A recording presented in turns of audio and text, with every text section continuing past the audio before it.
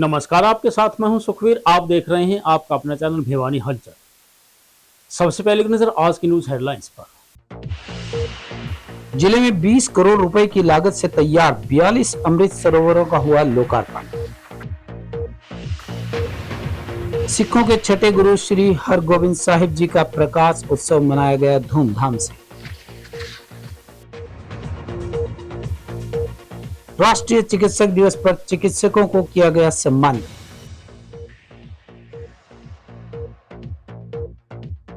Sector 13 में बिजली संकट पर नागरिक सभा सख्त, व्यवस्था नहीं सुधरी तो करेंगे आंदोलन। बकाया वेतन को लेकर स्वास्थ्य कर्मियों ने जताई नाराजगी, 2 घंटे रखी हड़ताल। उमरा माइनर की सफाई को लेकर ग्रामीण पहुंचे सिंचाई विभाग कार्यालय। Haryana government PWD mechanical workers union कर्मचारियों में भारी आक्रोश। अब खबरें विस्तार से। अमृत सरोवर प्लस योजना के तहत मुख्यमंत्री नायब सिंह सैनी ने प्रदेश में विकसित किए गए 325 सरोवरों का लोकार्पण किया। उपायुक्त साहिल गुप्ता की अध्यक्षता में डीआरडीए सभागार में मुख्यमंत्री के लोकार्पण कार्यक्रम का सीधा प्रसारण दिखाया गया। इस अवसर पर मुख्यमंत्री ने प्रधानमंत्री नरेंद्र मोदी का सबका साथ सबका विकास करने का संदेश दिया। कार्यक्रम में महिला विकास निगम के चेयरपर्सन सुनीता दांगी, सिंचाई एवं जल संसाधन मंत्री श्रुति चौधरी के प्रतिनिधि हरि सिंह सांगवान, विधायक घनश्याम सर्राफ की धर्मपत्नी प्रेमलता सर्राफ, भवानीखेड़ा विधायक कपूर सिंह वाल्मीकि, एडीसी दीपक बाबूलाल करवा सहित जिले के सभी प्रशासनिक अधिकारी उपस्थित रहे।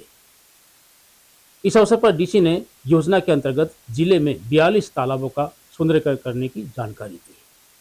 मुख्यमंत्री श्री नायब सिंह सैनी ने प्रदेश भर में अमृत सरोवर प्लस योजना के तहत 325 विकसित अमृत सरोवरों का लोकार्पण किया, जिनमें भिवानी जिले के 42 सरोवर शामिल हैं।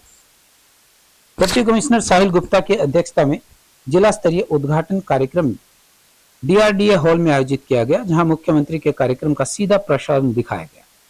कार्यक्रम में महिला विकास निगम के चेयरपर्सन सुनीता दांगी, महिला एवं बाल विकास तथा सिंचाई जल संसाधन मंत्री श्रुति चौधरी के प्रतिनिधि एवं वरिष्ठ भाजपा नेता हरि सिंह सांगवान और प्रदीप गोलागढ़ के अलावा विधायक घनश्याम सर्राफ और अनेक गणमान्य व्यक्ति और प्रशासनिक अधिकारी मौजूद रहे। डीसी श्री गुप्ता की अध्यक्षता में कार्यक्रम के दौरान भिवानी जिले के सभी 42 अमृत सरोवरों का लोकार्पण किया गया। इन तालाबों पर 20 करोड़ रुपए की लागत आई है। तालाब क्षेत्र में प्रकाश व्यवस्था के साथ साथ सौंदर्यीकरण किया गया है। इस दौरान डीसी ने कहा कि अमृत सरोवर योजना के तहत प्राकृतिक जल स्रोतों के संरक्षण से वर्षा जल संचयन को बढ़ावा मिलेगा, भू जल स्तर में सुधार होगा और ग्रामीण क्षेत्रों में पर्यावरण संरक्षण होगा। कार्यक्रम के दौरान उपस्थित जन प्रतिनिधियों एवं अधिकारियों ने मुख्यमंत्री के संबोधन को सुना। आज हमारे हरियाणा के मुख्यमंत्री आदरणीय नायब सिंह सैनी जी ने बहुत सी योजनाओं को लागू किया है, लॉन्च किया है आज, जिसमें स्वस्थ हरियाणा, विकसित हरियाणा, स्वस्थ ग्रामीण, विकसित ग्रामीण और स्वस्थ नारी और समृद्ध परिवार जैसी बहुत सी योजनाओं को आज लॉन्च किया है। हम जिसके तहत यहाँ आज भिवानी में पहुँचे हैं।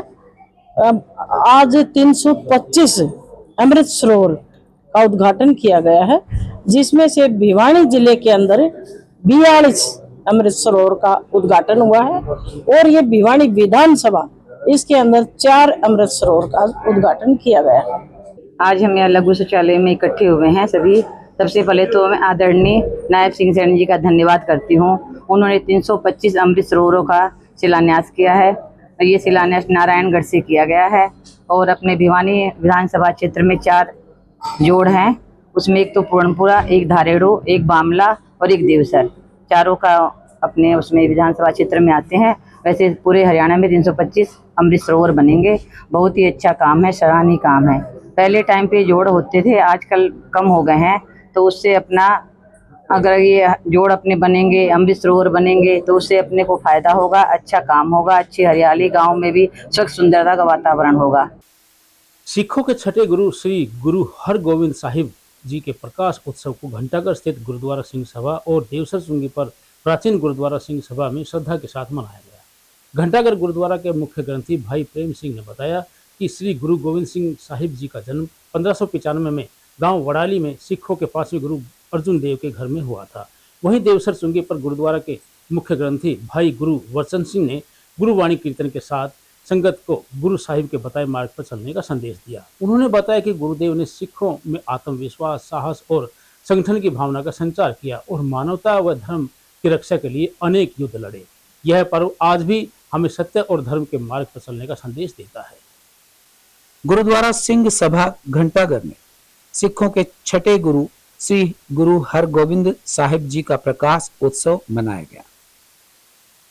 गुरुद्वारा सिंह सभा के मुख्य ग्रंथी भाई प्रेम सिंह ने गुरबानी कीर्तन के माध्यम से संगत को गुरु साहिब के बताए मार्ग पर चलने का संदेश दिया। उन्होंने बताया कि श्री गुरु हरगोबिंद साहिब जी का जन्म वर्ष 1595 में गांव बड़ाली में सिखों के 5वें गुरु श्री गुरु अर्जुन देव जी के घर हुआ। मात्र 11 वर्ष की आयु में ही उन्होंने गद्दी संभाली। गुरु साहिब ने मीरी और पीरी के प्रतीक स्वरूप 2 तलवारें धारण की। पीरी आध्यात्मिक शक्ति तथा मीरी सांसारिक एवं न्याय की रक्षा का प्रतीक है।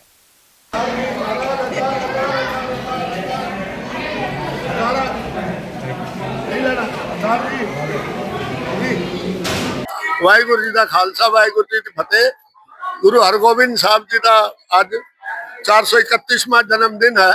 1595 च इन्हां दा अमृतसर जन्म होया सी ते माता गंगा ने बुढ़ा जी को मंग के इन्हों वरदान ते लिया सी, क्योंकि कई गुरु अर्जन देव जी के बच्चा नहीं हो रहा सी ते लाल लश्कर लैके चली गई। बाबा बुढ़ा को बोला नहीं, तुसी पैदल आओ, मिस्सी रोटी ते प्याज लैके आओ, तुहाडा बच्चा होएगा। आराम नाल सिंपल वे च आओ, बिल्कुल साधारण हो गई। फिर अपने सिर ते रख के रोटियां दा वो बना के तो फिर बाबा बुढ़ा जी ने वरदान दिता, कार हो गोविंद साहब गुरु। वाहिगुरु जी का खालसा, वाहिगुरु जी की फतेह। आप सारे जानते ही हो कि 6वें गुरु हरगोबिंद साहिब महाराज, जिनका आज प्रकाश हर स्थान में बड़ी उत्साह और श्रद्धा से हर इलाके में गुरुद्वारे में बड़ी श्रद्धा से मनाया जा रहा है, क्योंकि गुरु अर्जन देव जी महाराज की घर कई साल बाद पुत्र की दात हुई थी। तो गुरु महाराज आप संसार में दांत बांटते थे। एक दिन माता गंगा जी उनसे सवाल पूछते हैं, कहना आप तो सबको दाता देते हो, आप ही कोई कृपा करो जो घर में कोई एक पुत्र की दात हो जाए। कहना नहीं, पर गुरु अर्जन देव जी ने अपने एक सेवक को ये उपदेश दिया अते माता गंगा जी ने क्या कहना, तुसी बाबा बुढ़ा जी कोल जाओ ते अपनी हाथी केशी स्नान करके अमृत वेले और मिस्से प्रसादे बना के लस्सी रिड़क के ते प्याज लेके जाने ने। बड़ी श्रद्धा ਅਤੇ ਸਤਿਕਾਰ ਦੇ ਨਾਲ ਉਹਨਾਂ ਨੂੰ ਫੁਲਕਾ ਛਕਾਣਾ ਹੈ। ਕਹਿੰਦਾ ਜਦੋਂ ਮਾਤਾ ਗੰਗਾ ਜੀ ਬਾਬਾ ਬੁੱਢਾ ਜੀ ਕੋਲ ਪਹੁੰਚੇ ਹਨ ਤੇ ਉਹਨਾਂ ਨੇ ਜਦੋਂ ਇਹ ਲੰਗਰ ਪ੍ਰਸ਼ਾਦਾ ਛਕਿਆ ਤੇ ਕਹਿੰਦਾ आप तृप्त हो गए। जब उन्होंने प्याज को एक मुक्के से तोड़ा तो कहते माता गंगा जी को बोलते हैं, कहते आपके घर भी ऐसा ही एक पुत्र होएगा जो इस समाज के अंदर मुगल राज है उनके सिर को भी ऐसे ही वो तोड़ेगा। सो आज के दिन 6वें पातशाह गुरु हरगोबिंद साहिब महाराज जी का प्रकाश होया। इसी उपलक्ष्य में आज गुरुद्वारे में मिस्से प्रसादे अते लस्सी का प्रसाद सारी संगतों में बड़े प्यार ते सत्कार से नाल बांटा जाएगा। वहीं प्राचीन गुरुद्वारा गुरु सिंह सभा देवसर चुंगी में संगत द्वारा गुरु हरगोबिंद साहिब जी का प्रकाश उत्सव बड़े धूमधाम से मनाया गया। गुरुद्वारा सिंह सभा के मुख्य ग्रंथी भाई गुरबचन सिंह ने गुरबानी कीर्तन के माध्यम से संगत को गुरु साहिब के बताए मार्ग पर चलने का संदेश दिया। उन्होंने बताया कि गुरु हरगोबिंद साहिब जी ने सिखों में आत्मविश्वास, साहस और संगठन की भावना का संचार किया तथा धर्म और मानवता की रक्षा के लिए अनेक युद्ध लड़े। गुरु साहिब ने श्री अकाल तख्त साहिब की स्थापना भी की। वे निष्ठा, निस्वार्थ सेवा, बहादुरी और त्याग के प्रतीक थे। उनका जीवन मानवता की सेवा, धार्मिक स्वतंत्रता, धर्मनिरपेक्षता और आपसी भाईचारे का संदेश देता है। हाँ जी, सारी संगत को वाहिगुरु जी का खालसा, वाहिगुरु जी की फतेह।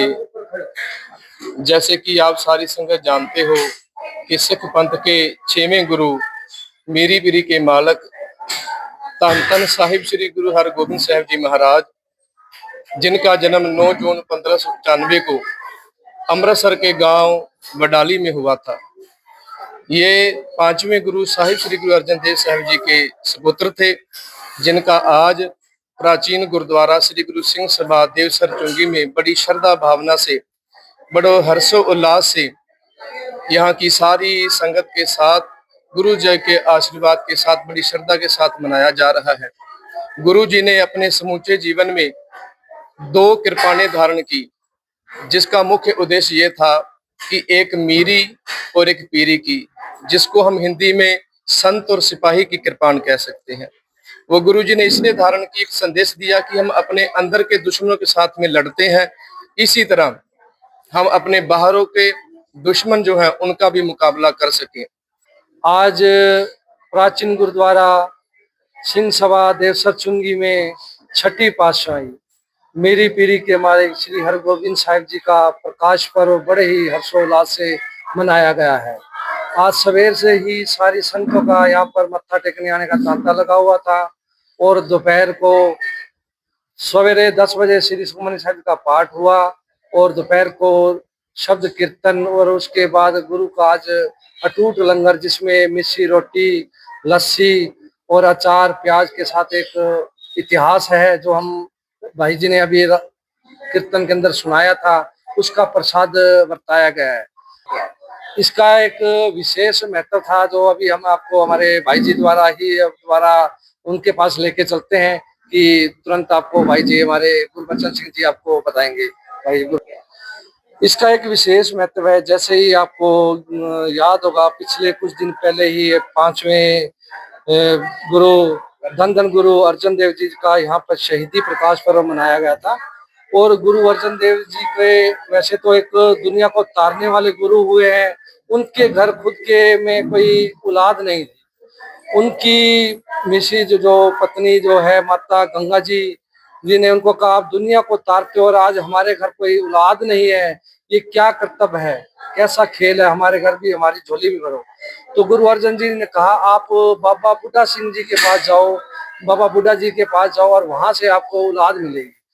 गंगा देवी माता गंगा जी अपना लाव लश्कर के साथ बाबा बुड्ढा जी के पास गई अपनी औलाद मांगने के लिए।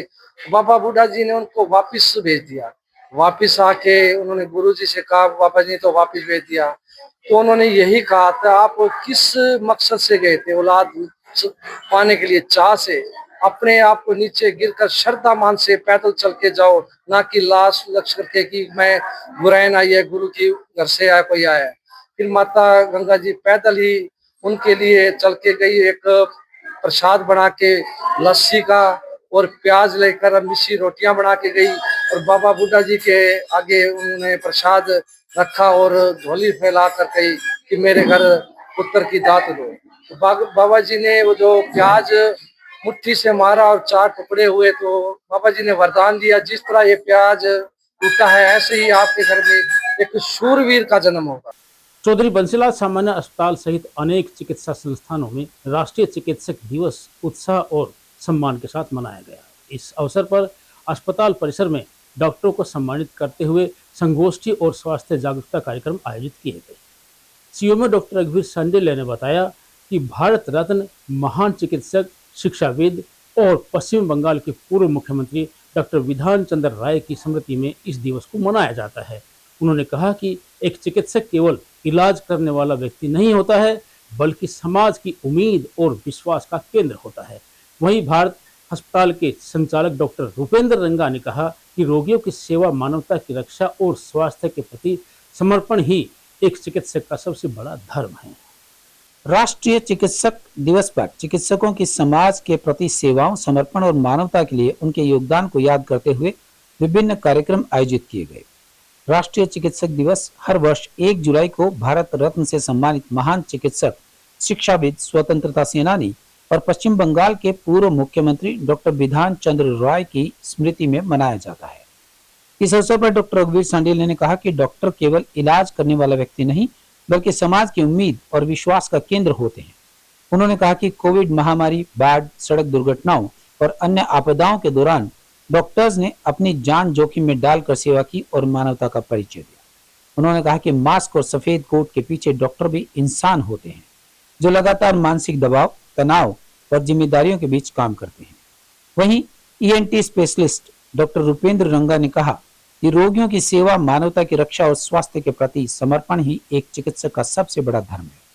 उन्होंने कहा कि अनेकों बार चिकित्सकों पर लापरवाही के आरोप लगाए जाते हैं, जबकि डॉक्टर्स हर संभव प्रयास मरीज को बचाने और बेहतर उपचार देने के लिए करते हैं। उन्होंने आम जन से चिकित्सकों का सम्मान करने और सहयोगात्मक व्यवहार अपनाने की अपील की। हमारे डॉक्टर बंधुओं को बधाई देता हूं कि ये डॉक्टर प्रोफेशन है, एक नोबल प्रोफेशन है। इसमें जो इंसानियत, साथ के साथ में सेवाएं और अच्छा प्रोफेशनल होने के नाते ये सेवा भाव से हर डॉक्टर ने अपना कर्तव्य निभाना चाहिए। सबसे पहले तो ये है, क्योंकि भारत में शिक्षा और स्वास्थ्य परंपरागत एक सेवा भाव से ही की जाती रही है। इसमें सेवा भाव जिसमें अच्छा होता है वो तो भारत के लोग उसको काफी सम्मानित करते भी हैं। लेकिन चिकित्सा जो पद्धति दिन प्रतिदिन बदलती आ रही है, हमारी जो डॉक्टरों की शिक्षा है वो काफी महंगी हो गई है और काफी बॉन्ड लगे हुए हैं। हर एक चीज की रजिस्ट्रेशन है, इंफ्रास्ट्रक्चर है, उसमें भी बहुत ज्यादा खर्चा लगता है। तो आज मैं सभी जनप्रतिनिधि और सरकार से प्रार्थना करना चाहूंगा कि डॉक्टर प्रोफेशन को प्रोटेक्ट करने के लिए ये सेवाएं कम से कम फ्री ऑफ कॉस्ट, इनकी सर्विसेज हैं, टीचिंग है, ये फ्री होनी चाहिए, ताकि वो अगर उस पर कर्जा नहीं होगा या कम होगा कर्जा तो ठीक भाव से वो सेवाएं दे पाएगा। हमारा राष्ट्रीय डॉक्टर दिवस के रूप में मनाया जाता है। पूरे हमारे देश में इस दिन को बड़े सम्मान के साथ सभी डॉक्टर मनाते हैं। इस दिन क्यों मनाते हैं हम 1 जुलाई को, इसका एक बहुत बड़ा इतिहास है, परंतु मैं संक्षेप में ये बताना चाहूँगा। ये डॉक्टर BC रॉय होते थे, विधान चंद्र रॉय, उनके मान सम्मान में मनाया जाता है। 1 जुलाई 1882 को विधान चंद्र रॉय का जन्म हुआ था और उनकी जो मृत्यु हुई थी वो 1 जुलाई 1962 को ही हुई थी। वो पश्चिमी बंगाल के मुख्यमंत्री भी रहे और वो एक बहुत अच्छे चिकित्सक थे। उनका मरीजों के प्रति बहुत लगाव था, मरीजों को बहुत अच्छे तरीके से देखते थे, मरीज उनके बहुत ठीक होते थे, उनका गुणगान भी करते थे। आज भी पश्चिमी बंगाल में मैं अभी गया था तो मैंने ऐसे एक वृद्ध से पूछा था तो उन्होंने बताया कि वो बहुत ही बड़े अच्छे डॉक्टर थे। इस दिन को इसलिए मनाया जाता है कि डॉक्टरों को मान सम्मान मिले। इस दिन विभिन्न संस्थाएं जो हैं इस दिन को मनाते हैं और डॉक्टरों को मान सम्मान भी करते हैं। हमारी इंडियन मेडिकल एसोसिएशन है, वो भी इस प्रोग्राम को, इस सम्मान को करती है और लोगों को जो इस क्षेत्र में बढ़िया काम करते हैं उनको मान सम्मान देती है। भीषण गर्मी के दौरान सेक्टर 13 में लगातार अघोषित बिजली कटौती से परेशान निवासियों ने कम्युनिटी सेंटर में एकत्रित होकर बिजली समस्या समाधान के लिए चर्चा की। बैठक की अध्यक्षता करते हुए नगर परिषद के पूर्व अध्यक्ष विजय पचगावा ने बताया कि बिजली समस्या को लेकर बिजली निगम के अधीक्षक अभियंता को शिकायत देने के बावजूद भी समस्या का समाधान नहीं हो पा रहा है। बैठक में उपस्थित लोगों ने प्रशासन से जल्द समस्या के समाधान की मांग की। उन्होंने समस्या का समाधान नहीं होने पर बड़ा आंदोलन करने की प्रशासन को चेतावनी दी। सेक्टर 13 नागरिक सभा के सदस्य कम्युनिटी सेंटर में एकत्रित हुए और सेक्टर से जुड़ी जन समस्याओं पर चर्चा की। बैठक में मुख्य रूप से सेक्टर 13 में लगातार बनी हुई बिजली की समस्या और अघोषित बिजली कटौती का मुद्दा उठाया गया। इस संबंध में विजय पंचगावा ने बताया कि अब तक अपेक्षित सुधार नहीं हुआ है। उन्होंने कहा कि नागरिक लंबे समय से समस्या के समाधान की मांग कर रहे हैं। बैठक में सर्वसम्मति से निर्णय लिया गया, यदि सोमवार तक क्षेत्र की बिजली व्यवस्था को दुरुस्त नहीं किया गया तो नागरिक सभा आंदोलन का रास्ता अपनाएगी और इसके लिए व्यापक स्तर पर जन भागीदारी सुनिश्चित की जाएगी। इसके अलावा बैठक में राजीव कॉलोनी मार्ग के निकट से सेक्टर 13 को जोड़ने वाले रास्ते पर चौराहा बनाए जाने का मुद्दा भी उठाया गया। देखिए, ये जो रोड बनाया जा रहा है भगत सिंह चौक से सिटी स्टेशन के लिए, इसमें जब सेक्टर 13 की तरफ मुड़ते हैं, नेहरू कॉलोनी के पास अजीत साइकिल वाला जो है इसके पास, यहाँ पर इसको बंद कर रहे हैं, यहाँ कर्व लगा दिए। तो जो सिटी स्टेशन से जब हम आएंगे तो हमें रोंग साइड चलना पड़ेगा और उससे एक्सीडेंट होने का खतरा रहेगा। ऐसे ही सेक्टर से आएंगे और भगत सिंह चौक की तरफ जाएंगे, शहर की तरफ जाएंगे, तब भी हमें रोंग साइड चलना पड़ेगा, तो एक्सीडेंट होने का खतरा रहेगा। इसलिए हमारा प्रयास ये है कि ये कर्व न लगा करके यहाँ एक गोल चक्कर चौराहा बनाया जाए, ताकि सिटी की तरफ जाने के लिए भी और स्टेशन की तरफ जाने के लिए भी सुविधा रहे। स्वास्थ्य विभाग में कौशल रोजगार निगम के तहत लगे हुए स्वास्थ्य कर्मचारियों ने 3 महीने 19 दिन की बकाया वेतन की मांग को लेकर सरकार के खिलाफ प्रदर्शन किया। प्रदर्शन के दौरान यूनियन प्रधान दीपक ने बताया कि इस संबंध में वे पहले भी प्रदर्शन कर चुके हैं, लेकिन उनकी वेतन संबंधी मांग को स्वास्थ्य विभाग के द्वारा अनदेखा किया जा रहा है। उन्होंने पेंडिंग वेतन को लेकर 2 घंटे की टोकन स्ट्राइक करके शीघ्र वेतन दिलवाने की मांग की। नागरिक अस्पताल के स्वास्थ्य कर्मचारियों ने पेंडिंग सैलरी न मिलने पर 2 घंटे की हड़ताल कर विरोध प्रदर्शन किया और वो सीएमओ से भी मिले। उन्होंने कहा कि पहले भी प्रदर्शन कर चुके हैं, लेकिन कोई समाधान नहीं हुआ। प्रधान दीपक ने बताया कि अक्टूबर, नवंबर व दिसंबर और जनवरी 19 दिन की सैलरी स्वास्थ्य कर्मियों की अभी तक बकाया है। दीपक ने बताया कि सीएमओ ने मीटिंग में बताया कि फैमिली आईडी में दिक्कत है, लेकिन वो फैमिली आईडी पहले भी अपडेट करवा चुके हैं और सीएमओ साहब के कहने से दोबारा भी एडीसी ऑफिस में जाकर फैमिली आईडी अपडेट करवा लेंगे। इसके बाद भी यदि समाधान नहीं होता है तो उनका अगला कदम भूख हड़ताल का होगा, जिसकी जिम्मेवारी प्रशासन की और स्वास्थ्य विभाग की होगी। पानी की कमी को दूर करने के लिए उमरा माइनर की सफाई और पक्कीकरण की मांग को लेकर गांव रोहनाथ के सरपंच प्रतिनिधि हंसराज अन्य ग्रामीणों के साथ सिंचाई विभाग कार्यालय पहुंचे। ग्रामीणों ने सिंचाई विभाग अधिकारियों को बताया कि माइनर की सफाई नहीं होने के कारण पानी का बहाव प्रभावित हो रहा है, जिसका असर सीधे तौर पर खेतों की सिंचाई पर पड़ता है तथा डिग्गियों और अंतिम छोर तक पानी नहीं पहुंच पाता। उन्होंने सिंचाई विभाग अधिकारियों से माइनर को पक्का करवाने की मांग की।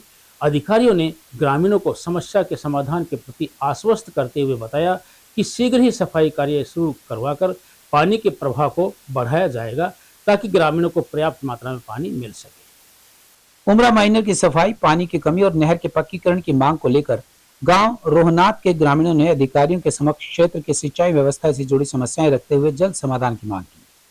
ग्रामीणों ने बताया कि उमरा माइनर की लंबे समय से सफाई न होने के कारण उसमें गाद और गंदगी जमा हो गई है, जिसमें पानी का बहाव प्रभावित हो रहा है। पंचायत प्रतिनिधियों ने मांग उठाई कि जिस प्रकार क्षेत्र की अन्य नहरों को आरसीसी के माध्यम से पक्का किया गया है, उसी प्रकार उमरा माइनर को भी पक्का किया जाए। उनका कहना है कि वर्तमान में माइनर में बहुत कम मात्रा में पानी पहुंच रहा है, जबकि पक्कीकरण होने से पानी की बर्बादी रुकेगी और टेल तक पर्याप्त पानी पहुंच सकेगा। वहीं सिंचाई विभाग के अधिकारियों ने ग्रामीणों को आश्वस्त करते हुए बताया कि उमरा माइनर की सफाई के लिए टेंडर प्रक्रिया पूरी हो चुकी है और जल्द ही मौके पर कार्य शुरू करवा दिया जाएगा। यहाँ हम एक्शन साहब के पास आए थे। यहाँ हमारे 3 गांव की पंचायतें आई हुई है सर। उमरा गांव से पंचायत पुष्टि मंगल कहा से सुरेंद्र जी सरपंच साहब और रोहनाथ की ओर से मैं आया हूँ। तो हमारी मेन समस्या क्या थी कि उमरा माइनर है, उमरा माइनर काफी लंबे समय से कि इसकी सफाई नहीं हो रही रोज सर, और इसमें बहुत ज्यादा गायद हो जाए स्टार्टिंग के 10 किले में, तो पानी वहां तक ही रह ले सर। और वहाँ लगभग से 100 से 150 करीब ढाणियाँ हैं, वहाँ पानी नहीं है। सारी जो ढाणियाँ हैं इस रसबाई पे पानी के लिए वही निकाल एक प्रावधान है हमारे पर निर्भर है। उसके अलावा हम सरकार से एक्शन साहब से प्रार्थना करने आए थे कि आप सर जिस तरह सारी सुंदर नहर पक्की होगी आरसीसी, हम आपसे रिक्वेस्ट करते हैं कि ये उमरा माइनर रसबाया है, इसको भी आप नए सिरे से एक बार आरसीसी का पक्का करवाया जाए। अगर पक्का हो जाएगा तो समाज में वैसे तो पानी आता नहीं, बहुत नाम मात्र पानी आता जी। अगर ये पक्का हो जाएगा तो ऑटोमेटिक टेल तक पानी पहुंच जाएगा और जो डिग्गी है, जोड़ के मोगे हैं, तालाब आगे, वहां तक पानी चला जाएगा। सफाई में जो कमी है वो सफाई का टेंडर हो रहा है, सफाई तो इसके बाद पूरी हो जाएगी इनकी। रही बात पानी की, तो अभी कल तो एक बंदा डूब गया था ऊपर, इसलिए नहर बंद होगी, पानी की कमी होगी। उससे पहले पीछे मेन नहर में कोई दिक्कत हो गई थी, 2 दिन 3 दिन पानी वहाँ खराब हो गया था। इनके पानी में जो कमी आई है पूरी हो जाएगी, आगे इनका कंटिन्यू रख देंगे पानी। सर एक पंचायत जो है और भी आपसे 3 गाँव की मिली है, उनका कहना है कि पूरे गाँव में बंदा लगा दिया गया विभाग के द्वारा, जिसकी वजह से आगे जो है वो पानी नहीं पहुँच पा रहा है। उसको लेकर के विभाग ने क्या संज्ञान लिया? वो जो इनके आउटलेट के पास में कुछ बनाया गया था वो इनकी डिमांड थी गांव वालों की। अब किसी को एतराज हुआ है तो उसको भी ध्यान में करके जो उचित व्यवस्था होगी वो करवा दी जाएगी। सरकारी विभागों में कार्यरत कर्मचारियों की लंबित मांगों को लेकर Haryana government PWD mechanical workers union से संबंधित सर्व कर्मचारी संघ ने सरकार की दमनकारी और टाल मटोल की नीतियों के खिलाफ आर पार की लड़ाई लड़ने का ऐलान कर दिया है। बड़ चौक पर यूनियन कार्यालय में जिला कार्यकारिणी की बैठक में जिला प्रधान अनिल बागड़ी और सचिव सोमवीर पालुवास ने बताया कि 4 जुलाई को सरकार के खिलाफ विरोध प्रदर्शन करके सिंचाई एवं जल संसाधन मंत्री श्रुति चौधरी के आवास का घेराव करते हुए वे अपनी आवाज बुलंद करेंगे। उन्होंने कहा कि सरकार लगातार कर्मचारियों की जायज मांगों की अनदेखी कर रही है। Haryana government PWD mechanical workers union ने मैम रोड स्थित बड़ चौक यूनियन कार्यालय में जिला कार्यकारिणी की बैठक संपन्न की।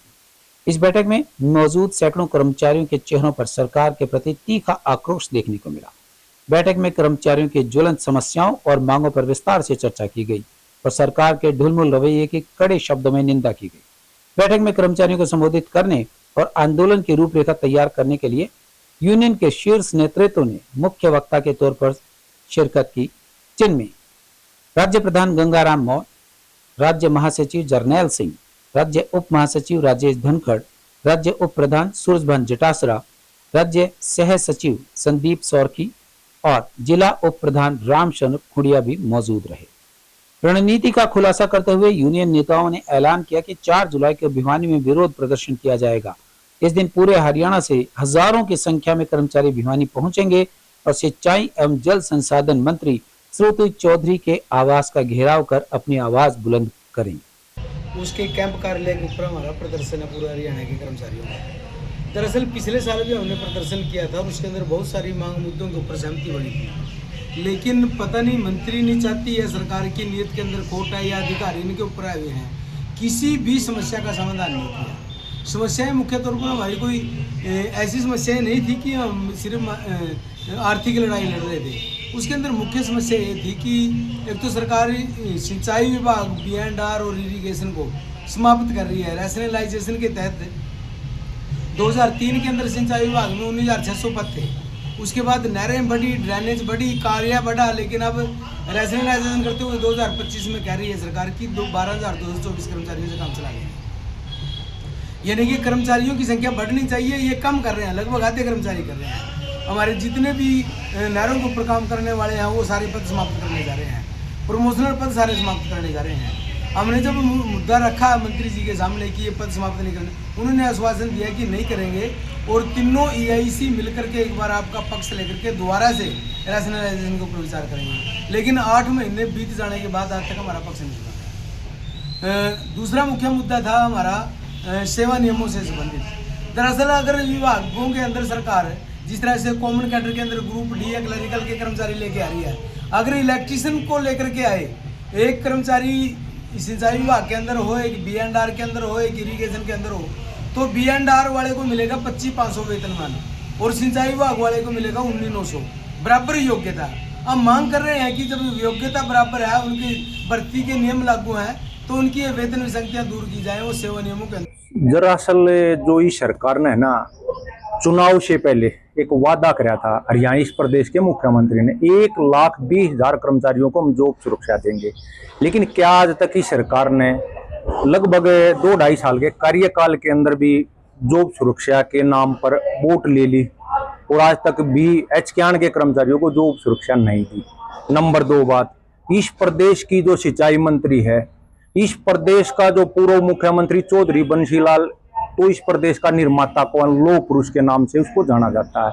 उन्होंने तो नहरों का विस्तार किया, लेकिन इस प्रदेश की सिंचाई मंत्री ने जो एक जेन्युइन मांग थी हमारी, जो 24/11 को जो वार्ता हुई थी, उस वार्ता लगभग 2-2.5 घंटे के वार्ता के बावजूद भी इस प्रदेश की सिंचाई मंत्री ने एक भी मांग जो कि सहमति बनी थी, लेकिन एक भी मांग को पूरा नहीं। और अंत में फिर से एक नजर आज की न्यूज हेडलाइंस पर। जिले में 20 करोड़ रुपए की लागत से तैयार 42 अमृत सरोवरों का हुआ लोकार्पण। सिखों के छठे गुरु श्री हरगोविंद साहिब जी का प्रकाश उत्सव मनाया गया धूमधाम से। राष्ट्रीय चिकित्सक दिवस पर चिकित्सकों को किया गया सम्मानित।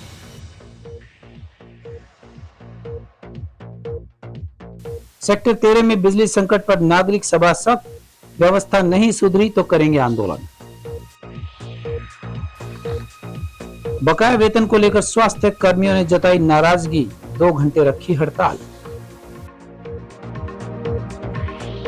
उमरा माइनर की सफाई को लेकर ग्रामीण पहुंचे सिंचाई विभाग कार्यालय। Haryana government PWD mechanical workers union कर्मचारियों में भारी आक्रोश। अब मुझे दीजिए इजाजत, देखते रहिए आपका अपना चैनल भिवानी हलचल।